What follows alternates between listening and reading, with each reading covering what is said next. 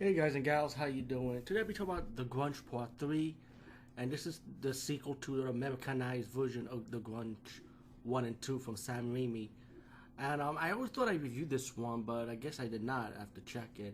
I did review Ju-On 1 and 2, the Americanized version of Grudge 1 and 2, and this one now. I know there's spin-offs from the Ju-On series, but I'm not really a fan of the spin-offs, to be honest with you. So I'm going to skip that. It's not part of my timeline anyway. And also, if you have not heard, there's going to be the Grudge reboot coming out, I believe, next year. So, definitely looking forward to it to see, because they think the Grudge reboot is going to be more Americanized, with the Japanese influence, but be 100% Americanized. What I heard, what I read about. While this reboot was more Americanized slash Japanese, because you got the American person going to Japan, and then Grudge 2, you got it back and forth with Americanized people in Japan, and you got coming to in the U.S. also back and forth.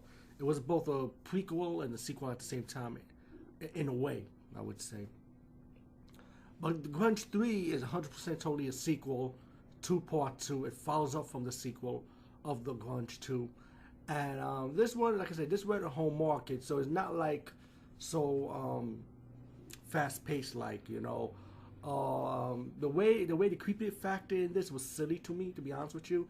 It wasn't really all that as the first two Grudge movies, to be honest with you. But I did like the concept and the story. Like you say, the apartment complex in Chicago from the second movie is totally cursed. You got the landlord and his two families, and the two girls, which is like, I think he's the uncle and the two sisters, if I'm corrected. I could be wrong. I apologize if I'm wrong. But and the kid that survived in the second movie ended up dying in Part 3 because he was the prequel in this movie.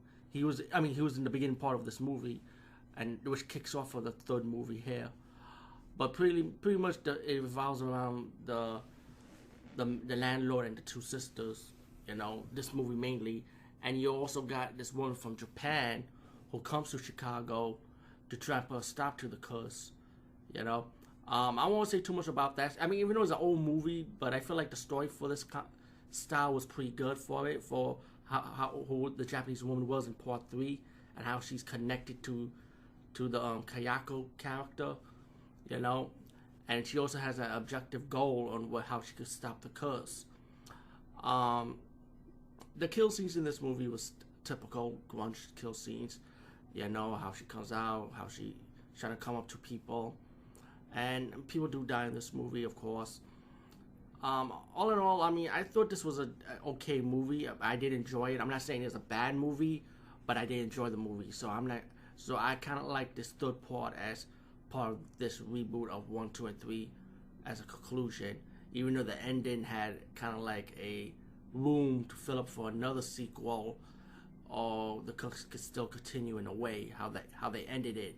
It's like they rebooted for someone to take over take place pretty much of the main villain character. And I'm sorry if that's a spoiler. Sorry. Besides that, Grudge 3, I enjoyed it. So check it out. Peace, guys, and see you later.